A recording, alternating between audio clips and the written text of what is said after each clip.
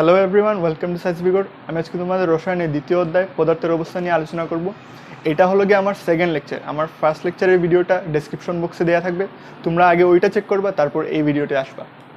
এখন আমি কি দিয়ে স্টার্ট করব? আমি গত ক্লাসে যা পড়াইছি এর পরের টপিকগুলো থেকে স্টার্ট করব। প্রথমে নিয়ে আসি ব্যাপন। ব্যাপন কি? ব্যাপন হলো গিয়ে কোনো মাধ্যমে কঠিন, তরল অথবা বায়বীয় পদার্থে উচ্চ গণমাত্রার স্থান থেকে নিম্ন গণমাত্রার স্থানের দিকে স্বতঃস্ফূর্ত এবং সমানভাবে ছড়িয়ে পড়াকেই ব্যাপন বলে। আমরা সংজ্ঞায় চলে কোনো মাধ্যমে কঠিন, তরল ও বায়বীয় পদার্থের উচ্চ ঘনমাত্রার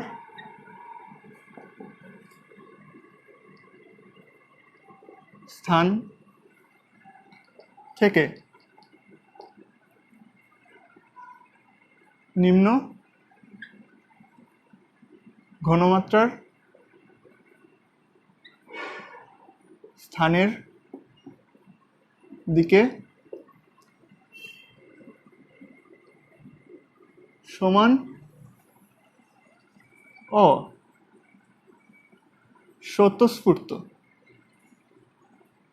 স্বতঃস্ফূর্তভাবে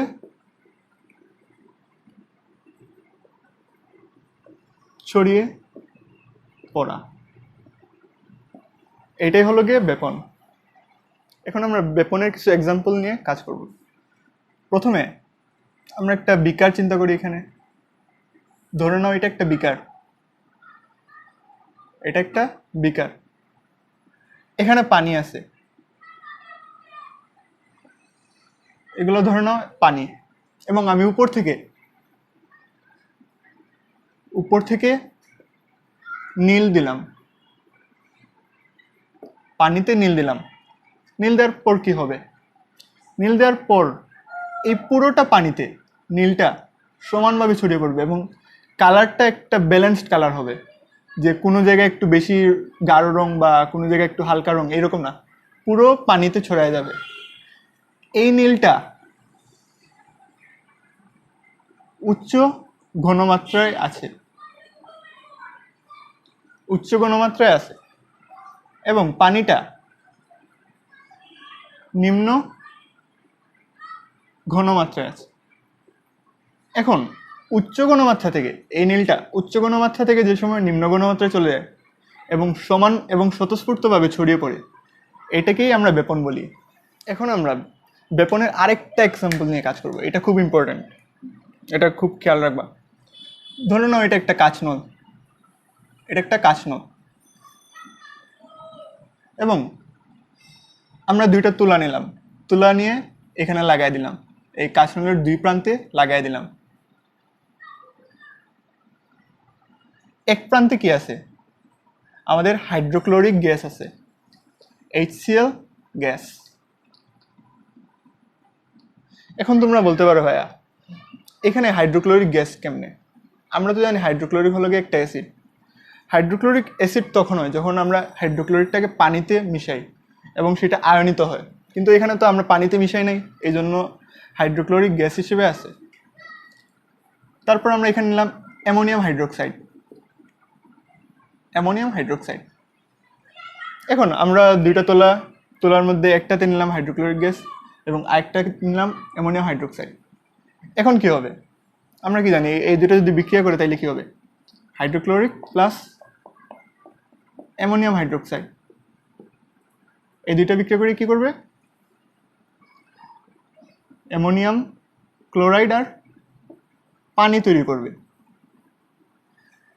এখন আমরা যদি এই কাঁচনলের মধ্য পয়েন্ট যদি এটাকে ধরে নেই, তাহলে দেখবা এই যে অ্যামোনিয়াম ক্লোরাইডটা উৎপন্ন হইল, এটা এক ধরনের সাদা ধোঁয়া,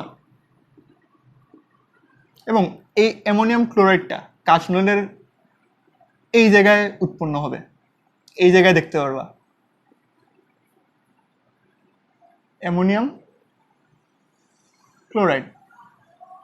এখন অ্যামোনিয়াম ক্লোরাইডটা এই জায়গায় আসলো কেন? এটার কারণ হলো কি বেপনের হার। বেপনের হার কি? যে সব থেকে কম সময়ে বেপিত হতে পারে সেটাই বেপনের হার। যার বেপনের যে যত দ্রুত বেপিত হতে পারে তার বেপনের হার বেশি, এটাই।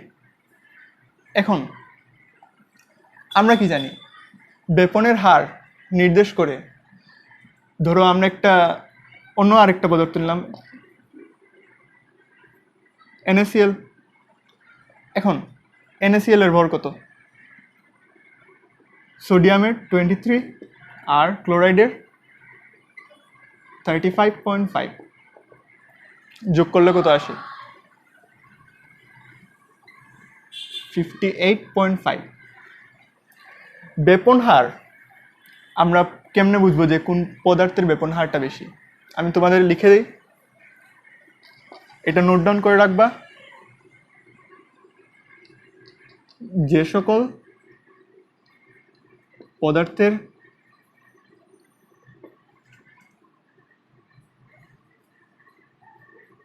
আণবিক ভর বেশি তাদের বেপন হারটা কম। এখন আমরা হাইড্রোক্লোরিক গ্যাস এবং অ্যামোনিয়াম হাইড্রোক্সাইডের আণবিক ভর বের করব। হাইড্রোক্লোরিক গ্যাস, হাইড্রোক্লোরিক হাইড্রোজেনের ভর কত? পারমাণবিক ভর 1 এবং ক্লোরিনের 35.5। টোটাল কত আসলো? 36.5। এখন আমরা যাব অ্যামোনিয়াম হাইড্রোক্সাইডের। অ্যামোনিয়াম হাইড্রোক্সাইড নাইট্রোজেনের কত? 14। এবং এখানে দেখো এখানে হাইড্রোজেন কয়টা আছে? 4টা, তাই 1 × 4। এবং অক্সিজেন একটা, অক্সিজেনের কত? 16। এবং আরেকটা হাইড্রোজেন আছে 1। টোটাল কত আসে আমাদের? 14, 18, 19, 35। তোমরা এখানে দেখতে পারতেছো যে হাইড্রোক্লোরিক গ্যাসের আণবিক ভর 36.5 এবং অ্যামোনিয়াম হাইড্রোক্সাইডের আণবিক ভর 35। এখানে দেখতে পারতেছো যে অ্যামোনিয়াম হাইড্রোক্সাইডের পারমাণবিক ভর কম, এটা কম। এবং আগে আমরা কি বলছিলাম? যে পদার্থের পারমাণবিক ভরটা কম অথবা আণবিক ভরটা কম তার বেপন হারটা বেশি। এখানে যেহেতু অ্যামোনিয়াম হাইড্রোক্সাইডের বেপনের হারটা বেশি কারণ এর আণবিক ভরটা কম, এই জন্য এই যে অ্যামোনিয়াম হাইড্রোক্সাইড এটা একটু দূর চলে আসছে এবং হাইড্রোক্লোরিক গ্যাসটা কম দূরত্ব অতিক্রম করছে। এই জন্য তোমরা দেখতে পারবে যে এখানে মধ্যবিন্দুতে না হয় একটু ওই দিকে হাইড্রোক্লোরিক গ্যাসের দিকে অ্যামোনিয়াম ক্লোরাইড গ্যাসটা উৎপন্ন হয়েছে, সাদা ধোঁয়া। এখন আমরা নিঃসরণ নিয়ে আলোচনা করব। নিঃসরণ, নিঃসরণ নিঃসরণটা কি? নিঃসরণ অনেকটাই বেপনের মতো, কিন্তু পার্থক্য আছে ওদের মধ্যে। নিঃসরণ হলো গিয়ে কোনো সরু ছিদ্রপথে কোনো গ্যাসীয় পদার্থের উচ্চচাপের স্থান থেকে নিম্নচাপের স্থাপের দিকে সজোরে ছড়িয়ে পড়া, এটাই হলো গিয়ে নিঃসরণ। আমরা সংজ্ঞায় চলে যাই। সরু ছিদ্রপথে কোনো গ্যাসীয় পদার্থের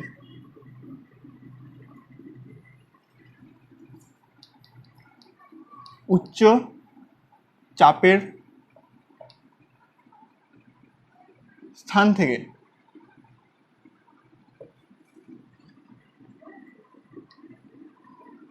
নিম্নচাপের স্থানের দিকে, নিম্নচাপের স্থানের দিকে সজোরে ছড়িয়ে পড়া। এইটাই হলো গিয়ে নিঃসরণ। নিঃসরণে আমরা এক্সাম্পল দিতে পারি,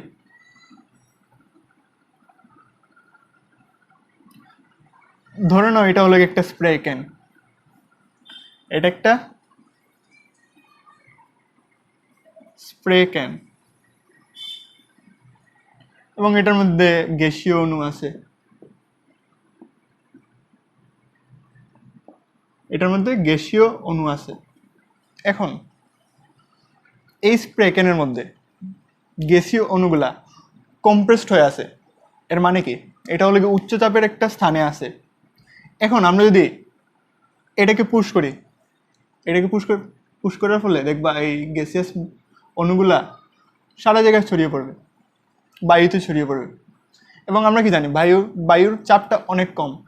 ধরো এখানে বায়ু আছে, বায়ুর চাপ কম, এবং স্প্রে ক্যানে যে গ্যাসিয়াস অণুগুলো আছে এবং এখানে খুব কম্প্রেসড অবস্থায় আছে, এই জন্য চাপ বেশি। এই চাপ বেশি হওয়ার কারণে এই যে উচ্চচাপের স্থান থেকে নিম্নচাপের স্থানের দিকে ছড়িয়ে পড়ে এবং এটা সজোরে ছড়িয়ে পড়ে, এটাকেই আমরা নিঃসরণ বলি। আশা করি তোমরা এটা নোট ডাউন করছো। এখন আমরা ব্যাপন এবং নিঃসরণের মধ্যে পার্থক্য দেখব।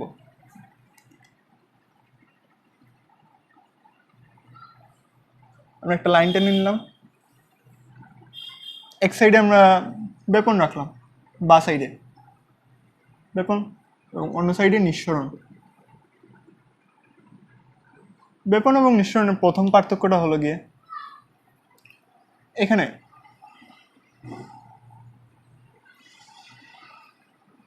উচ্চ ঘনমাত্রা থেকে নিম্ন ঘনমাত্রা।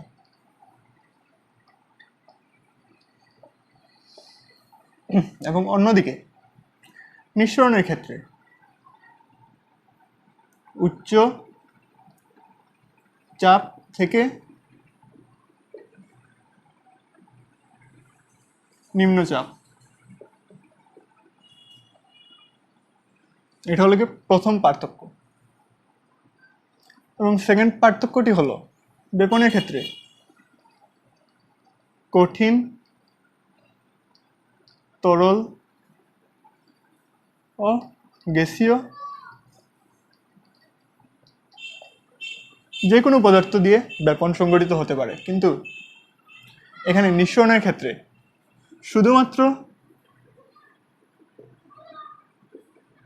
শুধুমাত্র গ্যাসীয় পদার্থ। এবং লাস্ট যে পার্থক্যটি হলো, এখানে কোনো সরু ছিদ্রপথের প্রয়োজন নাই। সরু ছিদ্রপথের প্রয়োজন নেই। এবং নিঃসরণের ক্ষেত্রে সরু ছিদ্রপথের প্রয়োজন। এগুলো হলো গিয়ে ব্যাপন এবং নিঃসরণের মধ্যে পার্থক্য। এখন আমরা মোমের মধ্যে কিভাবে আমরা পদার্থের তিনটা অবস্থা দেখতে পারি এটা নিয়ে আলোচনা করব। ধরুন একটা মোম এবং এটাতে আমরা আগুন ধরিয়ে দিলাম এই সূত্রটিতে।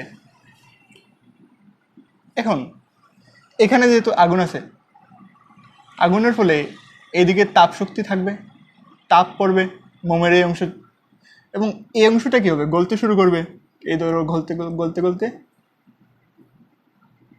এই অংশটুকু গলিত, এবং এই অংশটুকু গলার পর নিচে এসে এইভাবে জমা হয়। এবং এই যে তাপের ফলে যে এই অংশটা গলতেছে, গলার পর এই সুতা দিয়ে সেই মোমটা বাষ্পে পরিণত হইতেছে, অর্থাৎ বাষ্পীয় মোম। এবং এই অবস্থাটা হলো গিয়ে তরল অবস্থা। এবং এই অবস্থা এখানে যে শেষের দিকে যে এই অংশটুকু আছে, এটা হলো গিয়ে এই মোমটা গলার পর কঠিনে পরিণত হয়েছে এবং নিচে গিয়ে জমা হয়েছে। এটা হলো গিয়ে কঠিন। এখানে দেখতে পাচ্ছ আমরা এই যে পদার্থের তিনটে অবস্থা দেখতে পাচ্ছি, একটা হলো গিয়ে বাষ্পীয়মম, আরেকটা তরল এবং আরেকটা হলো গিয়ে কঠিন। এখন আমরা এই যে বাষ্পীয়মম,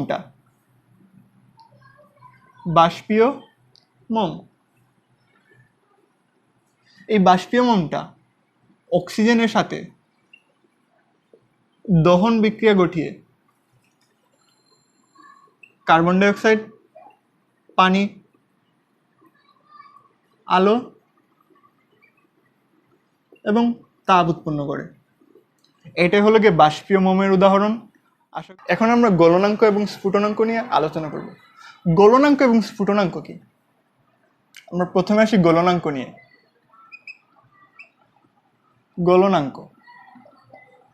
গলনাঙ্ক হলো এক বায়ুমণ্ডলীয় চাপে কোনো কঠিন পদার্থকে আমরা যে সময় যে তাপমাত্রায় সেটা তরলে পরিণত হয়, ধরো আমরা কোনো একটা পদার্থকে, ধরো একটা কঠিন পদার্থ আমরা ধরে নিই বরফ, ধরো এখানে বরফ আছে, বরফ এবং চাপটা হলো গিয়ে, চাপ আমরা নিচে লিখে ফেলি, চাপ 1 atm, অর্থাৎ এক বায়ুমণ্ডলীয় চাপ। এখন আমরা কি জানি বরফটা তরলে পরিণত হয় কত ডিগ্রি টেম্পারেচারে? 0 ডিগ্রি সেলসিয়াস তাপমাত্রায় সেটা পানিতে অর্থাৎ তরলে পরিণত হয়, পানিতে পরিণত হয়। যেহেতু এই বরফটা কঠিন অবস্থা থেকে তরল অবস্থায় 0 ডিগ্রি তাপমাত্রায় পানিতে পরিণত হয়, তাহলে এইটাই হলো গিয়ে বরফের গলনাঙ্ক। আশা করি তোমরা এটা বুঝতে পারছো। এখন আমরা সংজ্ঞায় চলে যাব। গলনাঙ্ক হলো গিয়ে 1 atm চাপে কোনো কঠিন পদার্থকে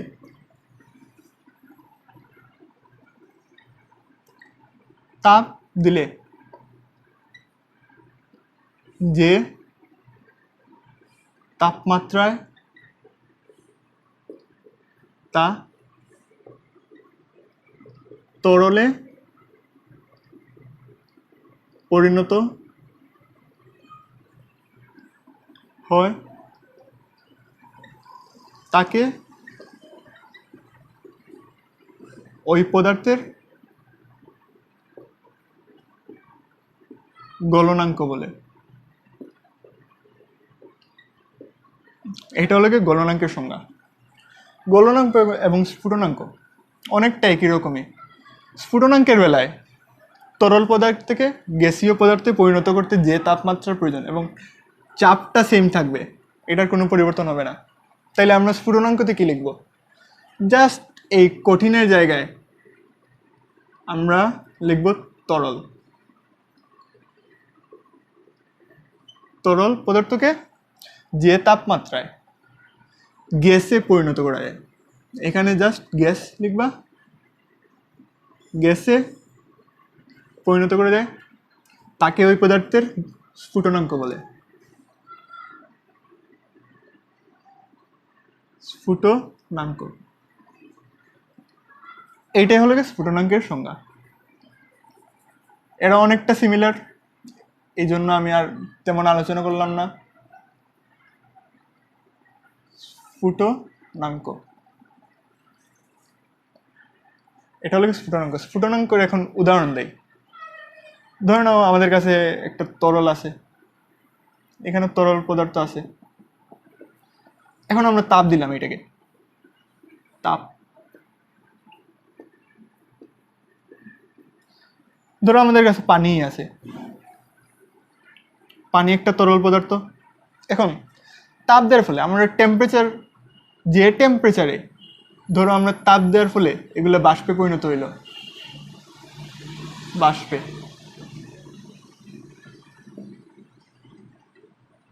বাষ্পে পরিণত হলো 100 ডিগ্রি সেলসিয়াস তাপমাত্রায়, 100 ডিগ্রি সেলসিয়াস তাপমাত্রায়। এবং চাপটা কিন্তু সেম, চাপ হলো গিয়ে 1 atm। এখন পানি যেহেতু আমরা তাপ প্রয়োগ করার ফলে তরল থেকে গ্যাসীয় পদার্থে পরিণত হলো 100°C তাপমাত্রায়, এবং চাপটা আমরা সেম রাখছি, তাহলে এই 100°C তাপমাত্রাই হলো পানির স্ফুটনাঙ্ক। আশা করি তোমরা এটা নোট ডাউন করে রাখছো। এখন আমরা গলনাঙ্ক এবং স্ফুটনাঙ্কে কিছু গ্রাফ নিয়ে আলোচনা করব।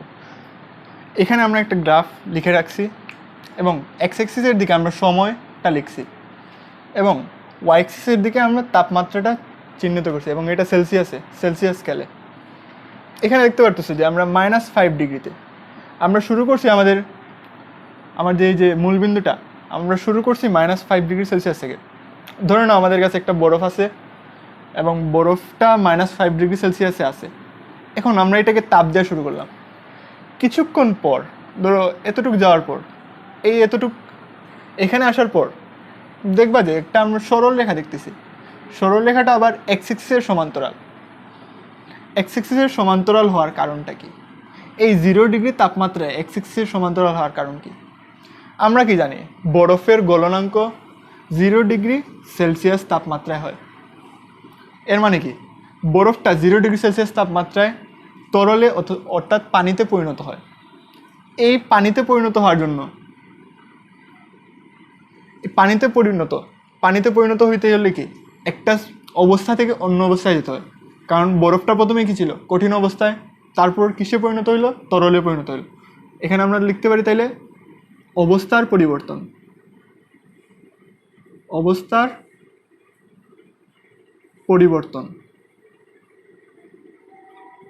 এই অংশটুকুতে অবস্থার পরিবর্তন হয়েছে। এবং তোমরা জেনে রাখো যে এই অবস্থার পরিবর্তনের জন্য আমাদের কিছু শক্তির প্রয়োজন, এবং সেই শক্তিটা হলো কি সুপ্ত তাপ। তোমরা এটা সম্পর্কে ফিজিক্সে জানতে পারবা যে এই বরফটা তরলে পরিণত হওয়ার জন্য 0°C তাপমাত্রায় কিছু শক্তির প্রয়োজন হয়, এবং সেই শক্তিটা পায় সুপ্ত তাপ থেকে। তাই আমরা লিখতে পারি যে এতটুক সময়ে, ধরে নাও এটা যদি হয় T1 এবং এটা T2, T1 থেকে T2 সময় পর্যন্ত সুপ্ত তাপের প্রয়োজন হয়, এবং এই T1 থেকে T2 অবস্থায় বরফটা তরলে পরিণত হয়।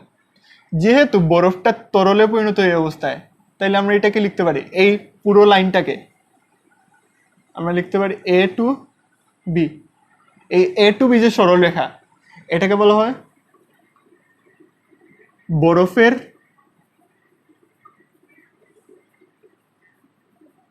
গলনাঙ্ক রেখা। এটাকে কি বলা হয়? বরফের গলনাঙ্ক রেখা। আবার দেখো, আমরা যখন আরো তাপ দিলাম পানিটাকে, এখানে আমরা পানি উৎপন্ন হয়েছে এই অংশটুকুতে। এখন আমরা পানিটাকে আরো তাপ দিলাম।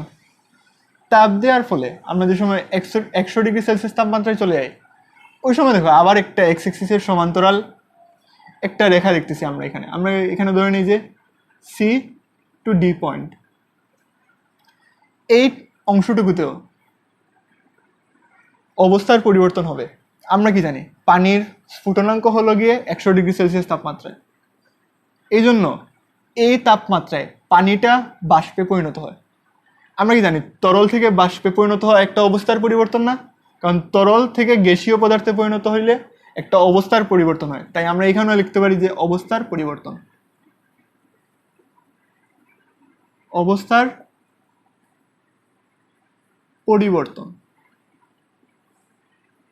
এবং ঠিক সিমিলারলি অবস্থার পরিবর্তনের জন্য আমরা কি বলছি? সুপ্ত তাপের প্রয়োজন হয়। এখানেও ঠিক সেম, সুপ্ত তাপ লাগে, সুপ্ত তাপ প্রয়োজন হয়। এবং এই সুপ্ত তাপ যে শক্তিটা দেয়, এই শক্তির কারণেই তার অবস্থার পরিবর্তন হয়। কারণ অবস্থার পরিবর্তনের জন্য শক্তির প্রয়োজন। আমি একটা পয়েন্ট লিখতেছি, অবস্থার পরিবর্তনের জন্য শক্তি প্রয়োজন, এবং সেই শক্তিটাই হলো কি সুপ্ত তাপ। এখন এখানে যেহেতু পানিটা বাষ্পে পরিণত হয়েছে, তাহলে আমরা এখানে এই সরল রেখাটাকে কি লিখতে পারি? সরলরেখাটাকে আমরা কি লিখতে পারি? পানির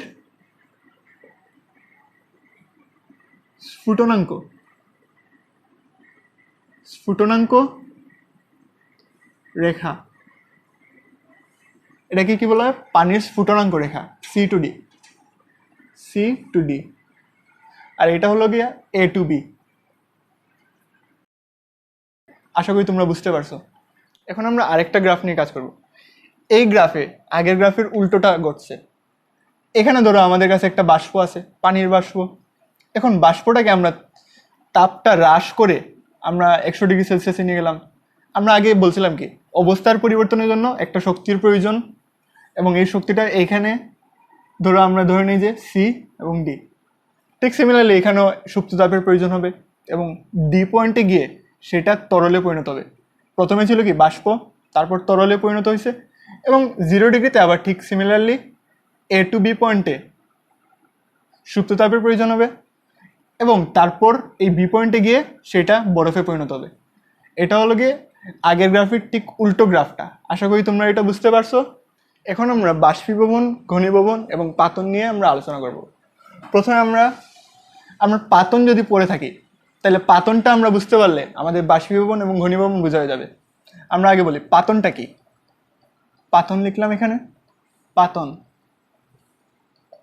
পাতনটা হলো গিয়ে বাষ্পীভবন প্লাস ঘনীভবন। এখন বাষ্পীভবনটা কি? বাষ্পীভবন হলো আমরা যদি কোনো তরল পদার্থকে তাপ দেই, তাপ দেওয়ার ফলে সেটা বাষ্পে পরিণত হয়। এই বাষ্পে পরিণত হওয়ার প্রক্রিয়াটাকেই বাষ্পীভবন বলা হয়। এবং ঘনীভবনটা তার ঠিক উল্টা হলো কি, ঘনীভবন হলো আমরা প্রথমে কোনো একটা বাষ্পকে তাপ হ্রাস করে সেটাকে আবার তরলে পরিণত করে কি ঘনীভবন বলে। আমরা লিখে ফেলি এখানে হলো কি তরলকে বাষ্পে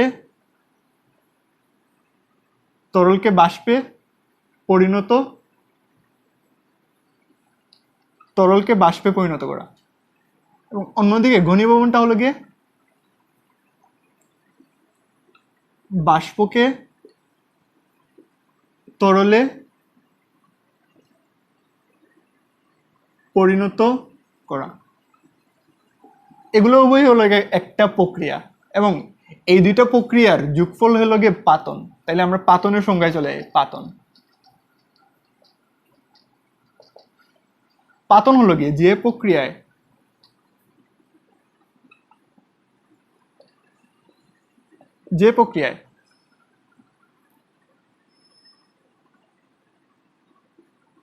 পানিকে অথবা তরলকে লিখতে পারো,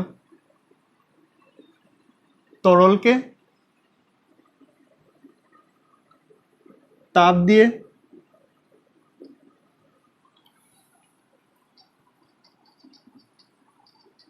বাষ্পে পরিণত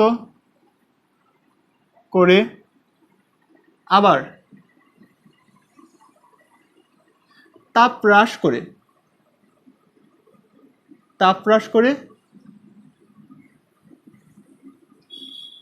করে বাষ্পকে তরলে পরিণত করার প্রক্রিয়া। এইটাই হলো গিয়ে পাতন। পাতনটা কি আমি আগেও বলছিলাম, প্রথম হলো গিয়ে আমরা তরলটাকে তাপ দিয়ে বাষ্পে পরিণত করলাম, আবার ঠিক তাপটা হ্রাস করে, অর্থাৎ কি আমরা টেম্পারেচারটা ড্রপ করছে, মানে টেম্পারেচারটা ড্রপ করার ফলে সেটা আবার তরলে পরিণত হয়েছে। এটাই হলো গিয়ে পাতন। আশা করি তোমরা এটা বুঝতে পারছো। এখন গলন এবং স্ফুটন নিয়ে আমরা কিছু আলোচনা করব। গলনটা কি? তোমরা গলন শব্দ শুনে বুঝতে পারতেছো। গলন হলো কি কঠিন পদার্থকে তরলে পরিণত করা, অর্থাৎ কঠিন পদার্থকে তরলে পরিণত করার প্রক্রিয়া। ধরুন আমরা একটা বরফকে আমরা তাপ দিতেছি, তাপ দেওয়ার ফলে সেই বরফটা গলে পানিতে পরিণত হবে, এটা এই এই প্রক্রিয়াটাকেই বলা হয় গলন। সিমিলারলি স্ফুটন, স্ফুটনটা হলো কি? স্ফুটন হলো কি তরল পদার্থকে বাষ্পীয়, বায়বীয় অথবা গ্যাসীয় পদার্থে পরিণত করা। অর্থাৎ তরল পদার্থকে বায়বীয় অথবা গ্যাসীয় পদার্থে পরিণত করার প্রক্রিয়া। এটাই হলো কি স্ফুটন। এখন আমরা সিএনজি গ্যাস এবং বাসায় আমরা যে বসত বাড়িতে যে সিলিন্ডার গ্যাস ইউজ করি এটা নিয়ে আলোচনা করব। প্রথমে আসি সিএনজি গ্যাস নিয়ে। সিএনজি এটা হলো কি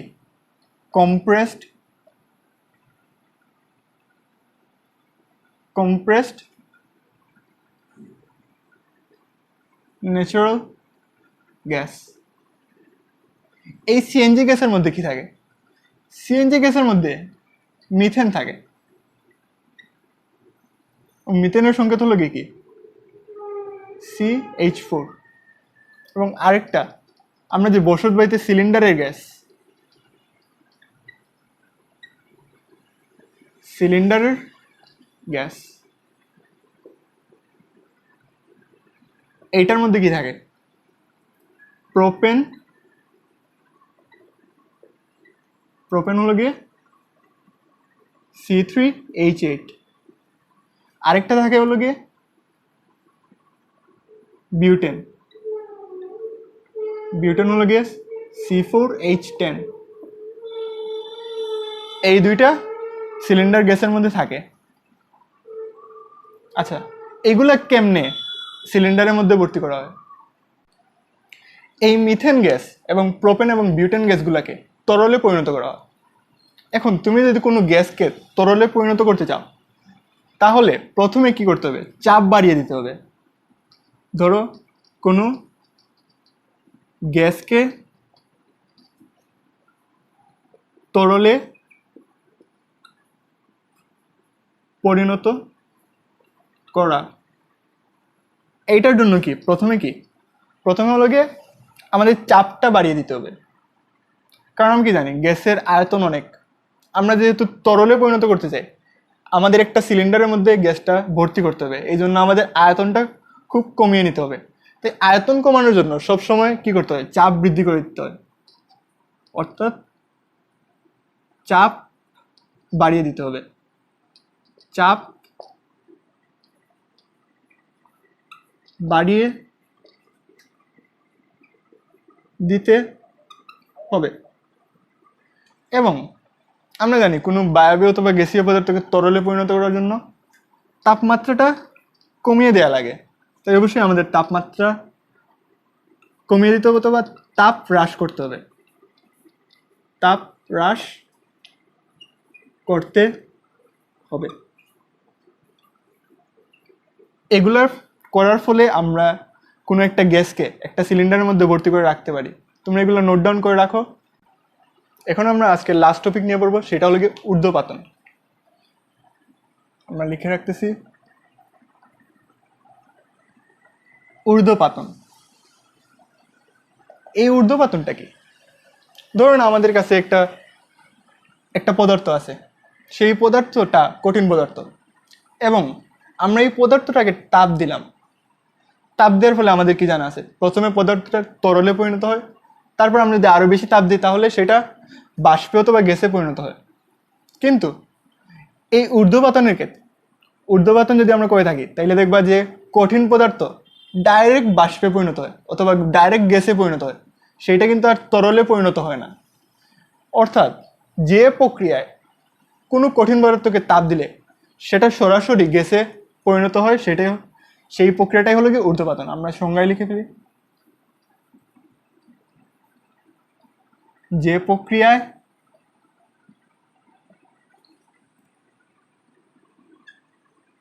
কোনো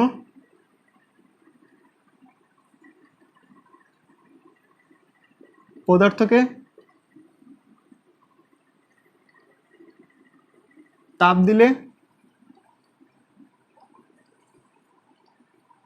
তা সরাসরি কঠিন পদার্থ থেকে গ্যাসে পরিণত হয়।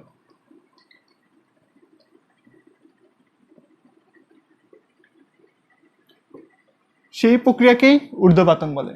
এখন আমরা ঊর্ধ্বপাতনের কিছু এক্সাম্পলে চলে যাব।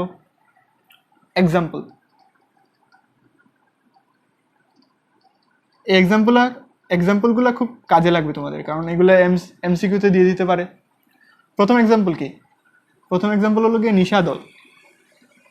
নিশাদল এবং এটার সংকেত হলো NH4Cl। তারপর আসে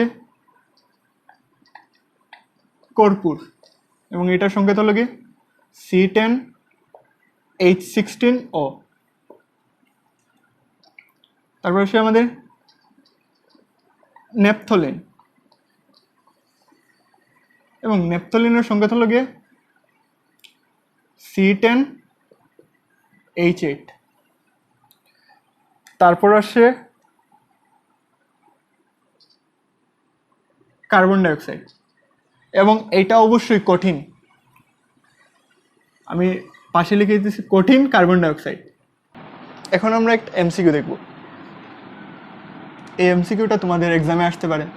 এখানে বলে দিল যে এই চারটা অপশনের মধ্যে কোনটা দ্বারা ঊর্ধ্বপাতন সম্ভব। ধরে নাও এখানে চারটা অপশন আছে। প্রথমটা হলো গিয়ে কার্বন ডাইঅক্সাইড, জি, এই জি দ্বারা গ্যাস বোঝায়, গ্যাস।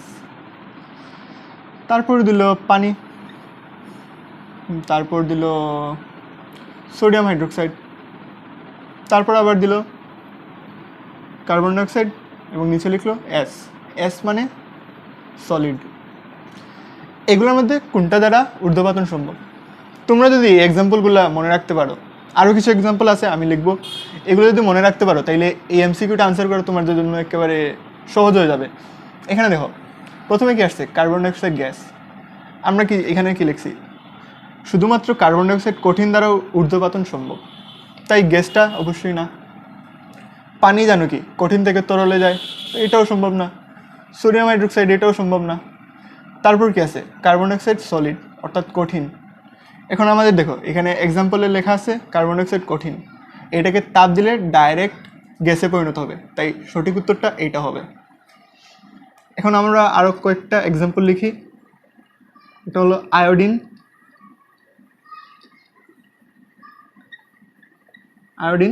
I2, তারপর অ্যালুমিনিয়াম ক্লোরাইড। এখন আমরা ঊর্ধ্বপাতনের একটা এক্সপেরিমেন্ট দেখব। ধরে নাও আমাদের কাছে একটা পাত্র আছে, এটা একটা পাত্র হিসেবে কল্পনা করো। এখানে পাত্র আছে, এর মধ্যে আমরা সোডিয়াম আয়োডাইড নিলাম, এবং আমরা বার্নার দিয়ে, ধরুন এখানে তার জালি আছে, তার জালি আমরা বার্নার দিয়ে তাপ দিলাম, তাপ উপরে আমরা এইখানে একটা ঢাকনা রাখলাম, এটাকে ঢাকনা হিসেবে কল্পনা করো। আমি লিখে দিতেছি ঢাকনা, এবং ঢাকনাটির উপরে আমরা বরফ রাখলাম,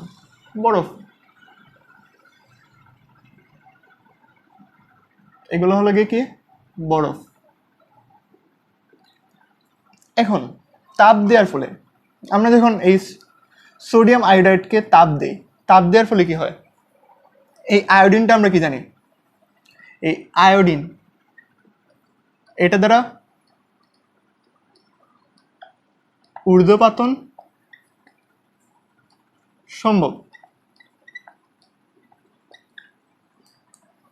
তাই আমরা তাপ দেওয়ার ফলে এই আয়োডিনটা ডাইরেক্ট গ্যাসে পরিণত হবে এবং গ্যাসে পরিণত হয়ে গিয়ে এই ঢাকনা আছে না, ঢাকনার উপরে গিয়ে জমা হবে। এবং আমরা যেহেতু উপরে বরফ রাখছি, বরফ রাখার ফলে কি হয়েছে, এই ঢাকনার মধ্যে যে আয়োডিনটা এসে যুক্ত হয়েছে সেগুলো আবার ঠান্ডা হয়ে কঠিন অবস্থায় ফিরে আসবে। তাই এখান থেকে আমরা কি পাবো, এ ধরে নাও এখানে ঠান্ডা হয়ে আয়োডিন জমা হয়েছে,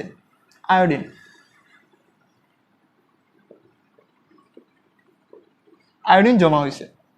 তাহলে এই এক্সপেরিমেন্ট থেকে আমরা কি বুঝলাম, আমরা যদি ধরো এখানে আমরা সোডিয়াম আয়োডাইড নিলাম, এর সোডিয়াম আয়োডাইডের সাথে সোডিয়াম ধাতু আছে,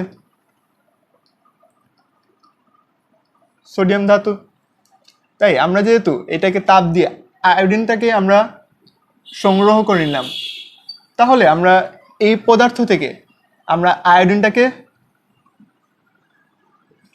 সংগ্রহ করলাম। তাই আমরা ঊর্ধ্বপাতন দিয়ে এভাবে আয়োডিনকে সংগ্রহ করতে পারি। এটা হলো গিয়ে এই এক্সপেরিমেন্টটা। আবার তোমরা যদি অন্য আবার কিছু নাও তাইলে হবে না।